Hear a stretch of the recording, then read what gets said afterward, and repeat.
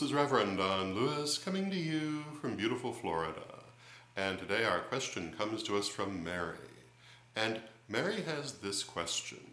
Mary tells us that she was thinking of Harold and his purple crayon, which apparently is a character in a series of children's books who draws pictures that come to life.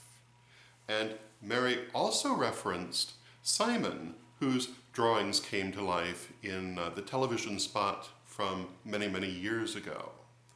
And her question is, can drawing be used for magic and spellcasting? And the answer to that is absolutely. Drawing is a very powerful tool both for creativity and for magical creativity as well. And if you have read my degree books, you'll know there are a number of spells that feature drawing as part of the way that they are done. You'll know that it's discussed also in image magic. And drawing is very widely used historically in magic and is a very good thing to use in your own magic if you're inclined to it. Of course, if you're not inclined to it, then it's not the technique for you. But if you are inclined to it, it can be very, very helpful. And one of the reasons is that when we work with words in our magic, we're working with our thinking mind. When we work with images, we're working with our higher self. Artwork does not so much engage the thinking mind as the spirit itself, and therefore it bypasses a lot of inhibitions, a lot of blockages that words can sometimes get caught up on. So working with images in magic is a very, very good way of practicing and can be very effective. It's also worth saying that there are a number of schools of magic that are highly dependent upon drawing, and the most obvious is sigil work. A sigil in the end is nothing but a drawing. It's a particular drawing and a particular way of drawing, but it's drawing.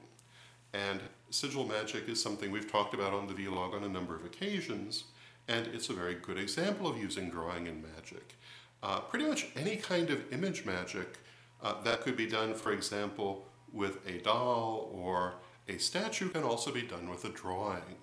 So drawing has many applications in magic. And being myself a visual artist, I use it quite a lot and I strongly recommend it for those who, again, are inclined to it. Now, not everyone resonates in the same way with visual artwork. And so, as with everything in magic, what works best for you will be individual to you, and you should experiment with different things. But you may find drawing to be a valuable technique. Now, on a more personal note, I've often been accused of drawing people to life. There have been several occasions in my life when I've drawn a certain character, maybe once, maybe a few times, and a few weeks, a few months later, someone who resembles that character shows up in my life, sometimes resembles the character extremely strongly. Probably the best story about this comes from the early 90s when I was doing the Sci-Team comic strip in the Round Table magazine. And the Sci-Team comic strip dealt with a group of psychic adventurers who were basically caricatures of myself and my friends. And in the first Sci-Team adventure, which was called The Druid's Ring, all of the characters were actual real people that I knew from the Chicago pagan community and elsewhere, and they were, for the most part, gently lampooned in the story.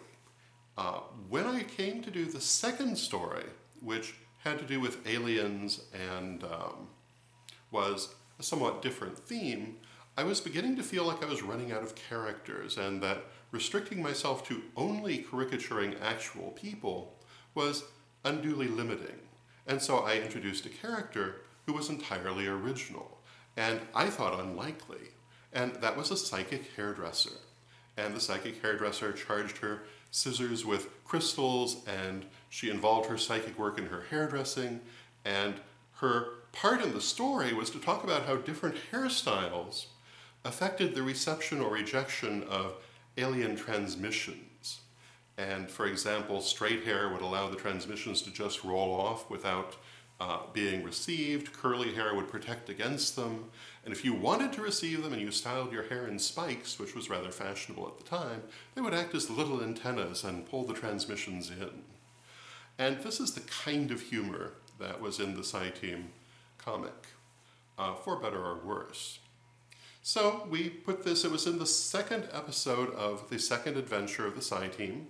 The magazine came out, there was a big event shortly after, and who should show up but a psychic hairdresser who fit the description of the character and was terribly offended to be caricatured in this way.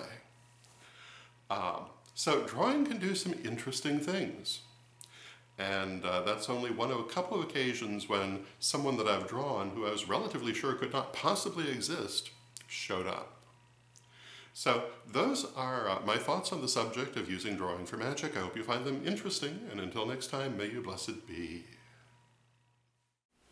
Hello, this is Reverend Don Lewis coming to you for Pagans Tonight Radio. Pagans Tonight Radio is an online radio network with different hosts and different shows 7 nights a week. There's something for every taste, including Spanish language programming on Saturday evening. Check out paganstonight.com today.